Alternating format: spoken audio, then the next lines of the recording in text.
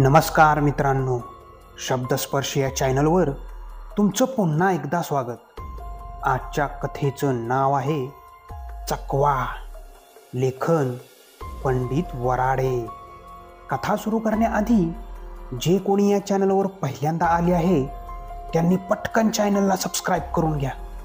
चला तर मग वेळ न घालवता कथेला सुरुवात करूया. 1981-82चा खरेदी हंगाम. पदवीचं शिक्षण घेऊन कुठंतरी छोटीशी का होईना नोकरीच पाहिजे असं घरच्यांचा सर्वांचाच आग्रह.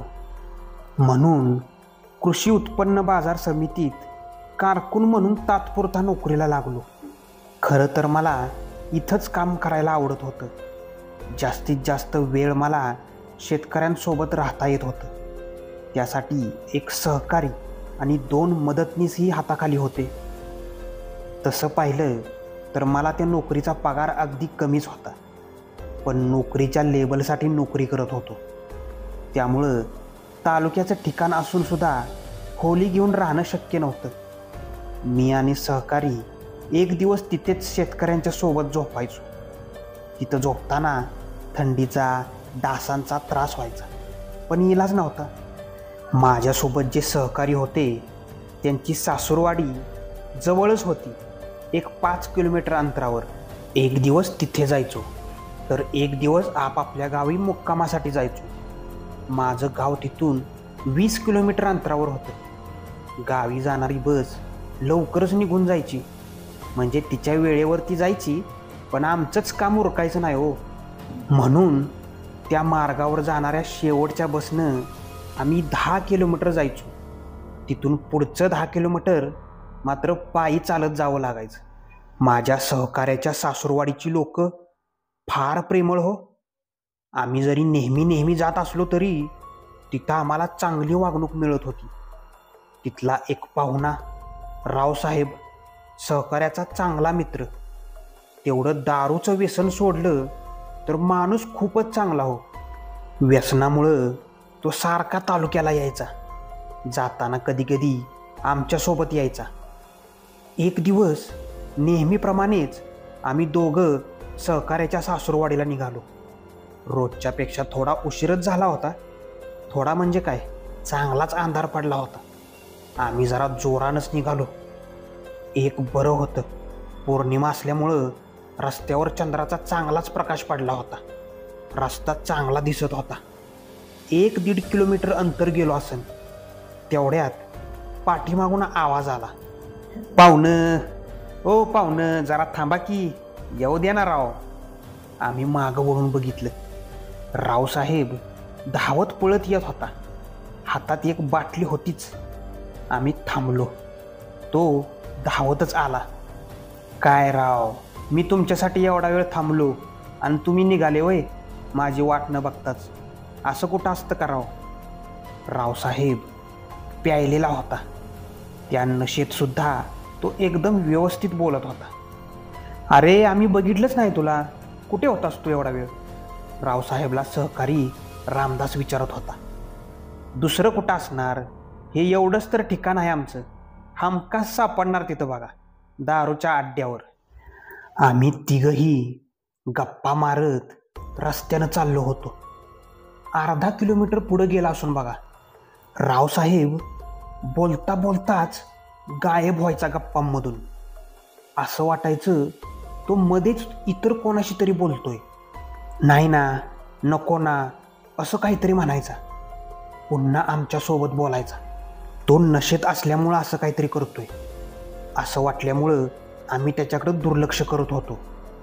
रावसाहेबांचे दुसरीकडे बोलण्याचे प्रमाण वाढले होते.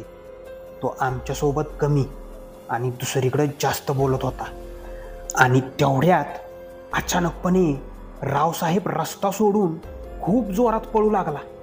अगं थांब, मी येतो ना, एकटी जाऊ नकोस, मी आहे ना, थोडं थांब, मी येतो, असं काहीतरी बोलत होता. अरे रावशा करत मी आणि रामदास त्याच्या मागे पळत सुटलो.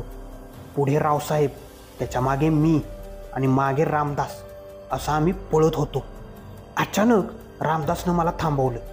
साहेब, पळू नका, आता पाळण्यात काही मजा नाही. आज पौर्णिमा आहे, त्याला जाऊ द्या. आपण घरी जाऊन मग बघू काय करायचं ते. रामदासनं मला थांबवलं. अरे तो एकटाच चाललाय, त्याच्या जीवाला नक्कीच काहीतरी धोका असणार. साहेब, काय होत नाही, आपणच मागे फिरूया.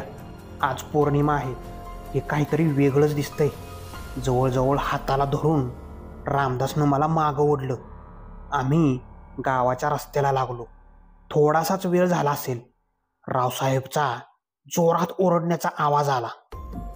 गावात गेल्याबरोबर आम्ही सर्वात आधी रावसाहेबच्या घरी जाऊन त्याच्या वडिलांनाही घटना सांगितली.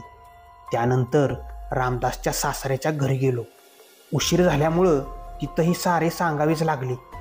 आम्हाला जेवायला वाढून रामदासचे सासरे रावसाहेबांच्या घराकडे गेले.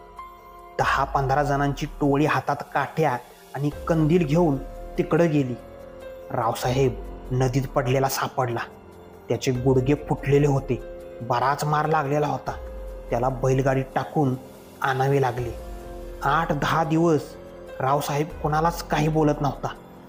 त्याबाबत कुणीही त्याला छेडले नाही. त्याच्या वडिलांनी एक दिवस एक मांत्रिक बोलावला. जटा, दाढी वाढवलेला, अंगात भगवा डगला घातलेला, एक भयानक चेहऱ्याचा राकट माणूस.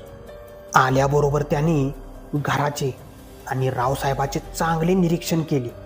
एका कोठोरीत झोळीतल्या काही मुळींचे तुकडे काढून मंत्राद्वारे अग्नी पेटवला. सोबतच्या डबीतून थोडी भुकटी अग्नीत टाकली. थोडासा धूर झाला. तो सर्व घरभर फिरवला. मांत्रिकाने डोळे मिटून ध्यान सुरू केलं. काही मंत्र म्हटले आणि नंतर सांगितले, तुमचं नशीब चांगलं म्हणून मुलगा वाचला. त्या दिवशी बहुतेक पौर्णिमा असावी. त्याला चकव्यानं घेरलं होतं, चकव्यानं, आणि चकवा घेऊन मी चालला होता. परंतु कुठल्या तरी दैवी शक्तीची मदत तुमच्या मुलासोबत असल्यामुळं तुमच्या मुलाला हानी पोचू शकली नाही. मी काही मंत्र सांगतो, ते तुम्ही रोज सकाळी अंघोळ करून देवाजवळ बसून म्हणायचे. आणखी 8 दिवसांनी आपण पुन्हा असा एक यज्ञ करू. त्यावेळी त्या दुष्टशक्तीचा पूर्ण बंदोबस्त होईल. असे म्हणून मांत्रिकाने एक मंत्र त्यांच्या कानात सांगितला आणि आपलं मानधन घेऊन निघून गेला. रावसाहेबची प्रकृती आता सुधारू लागली होती. घरात रोज मंत्रपठण सुरू होतं. तो आता नॉर्मल बोलू लागला होता. एक दिवस मी आणि रामदास त्याला भेटायला गेलो. काय रावसाहेब, काय म्हणते तब्येत? बरं वाटतंय ना आता? रामदासनं त्याला विचारलं. हो, आता जरा बरं वाटतंय. बरं झालं तुम्ही बरोबर होता म्हणून मी वाचलो. असं बोलून रावसाहेब रडायलाच लागला. अरे रडतोस कशाला? तुला काही नव्हतं झालं, थोडीशी जास्त झाली होती म्हणून मी सांगत असतो नेहमी, जरा कमी पीत जा. रामदास चेष्टेच्या सुरात म्हणत होता. नाही हो पाहुणं, तुमची शपथ सांगतो, मी त्या दिवशी फारच कमी घेतलेली. तुम्ही बघितलं होतं ना, बाटली सोबत होती माझ्या. रावसाहेब मनापासून सत्य सांगत होता. पण मग कसं झालं असं? आपण तर सर्व बरोबरच चाललो होतो, मग तो अचानक पळायला कसा लागला? मी विचारलं. साहेब, मी खरं सांगतो, मी तुमच्याबरोबर चालत होतो. त्याच वेळेस माझ्या बाजूने एक सुंदर मुलगी सोबत चालत होती. तुम्हाला खरं वाटणार नाही साहेब, अशी सुंदर मुलगी मी आजपर्यंत कधीच बघितली नव्हती. मी तिच्यावर एकदम लट्टू झालो. परंतु तुम्ही सोबत असल्यामुळं तोंड सांभाळून बोलत होतो मी. अरे तू अचानक पळत का सुटला मग? ती कोण होती? आम्हाला कशी दिसली नाही? मी आश्चर्याने विचारलं. माहीत नाही साहेब, ती कोण होती, कुठून आली आणि का मलाच बोलत होती. पण मला तिच्याशी बोलायला आवडत होतं. आमची खूप जुनी ओळख आहे असं वाटत होतं मला. ती बोलता बोलता म्हणत होती, मी खूप दिवसापासून तुझी वाट पाहत आहे. आज मला माझा खाऊ मिळणार आहे, आज मी खाणारच. आणि ती अशी म्हटली की लगेच मी खिशातला खाऊचा पुडा काढला आणि तिला द्यायला लागलो. जसा मी तो पुडा तिच्या हातात द्यायला लागलो, काय झालं तिला कोणास ठाऊक, ती एकदम घाबरली आणि पळायलाच लागली. मीही तो पुडा घेऊन तिच्या मागं मागं पळू लागलो. पुढं काय झालं ते मात्र मला काहीच कळलं नाही. रावसाहेब सांगत होता. आम्ही शांतपणे ऐकत होतो. तर हे असं आहे काय? बर, तुझ्या हातात कोणता खाऊ होता रे, ज्याला पाहून ती एवढी घाबरली? मी विचारलं. साहेब, त्यात चिवडा होता. आम्ही बेवडी माणसं, दुसरं काय असणार आमच्याकडं. तो पुडा कुठं आहे, काय आठवतंय का?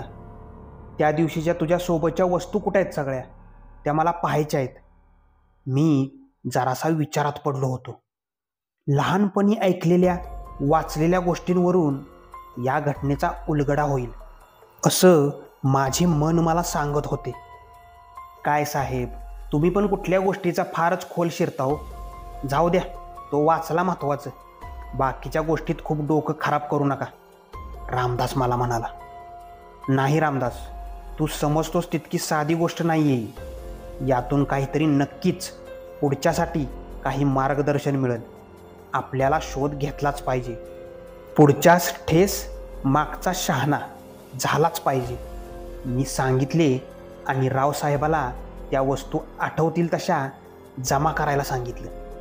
ठीक आहे साहेब, पुढच्या वेळी याल तेव्हा नक्की हे सारं तुमच्या पुढं असेल, रावसाहेब म्हणाला. आणखी 3 दिवसानं नक्की येतो, तोवर काळजी घे जीवाची, असं म्हणून आम्ही निरोप घेतला. 3 दिवसानंतर आम्ही रावसाहेबला भेटायला गेलो. तेव्हा त्याने त्या दिवशी अंगावर घातलेल्या कपड्यासहित साऱ्या गोष्टी ज्या जमा करून ठेवल्या होत्या माझ्यासमोर मांडल्या. सोबत घेतलेली दारूची बाटली आणि तो खाऊचा पुडासुद्धा, ज्याला मुंग्या लागल्या होत्या. साहेब, बघा यात तुम्हाला काय सापडतंय का? का कुणास ठाऊक साहेब, तुमच्याकडे बघून तुम्हालाही यातलं काही कळत असावं असं मला वाटतंय, रावसाहेब म्हणाला.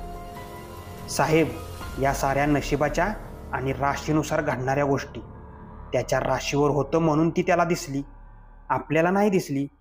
कुठं उगाच डोकेदुखी करता, रामदास म्हणाला. मी त्याला शांत बसवलं आणि त्या वस्तू पाहू लागलो. एक एक वस्तू पाहत असताना खाऊचा पुडा हातात आला. त्याला मुंग्या लागल्या होत्या. मी त्या मुंग्या झटकल्या. त्यातला खाऊ दुसऱ्या एका कागदावर टाकला. कागद झटकून सरळ वाचण्यासारखा केला आणि माझ्या चेहऱ्यावर हसू उमटलं.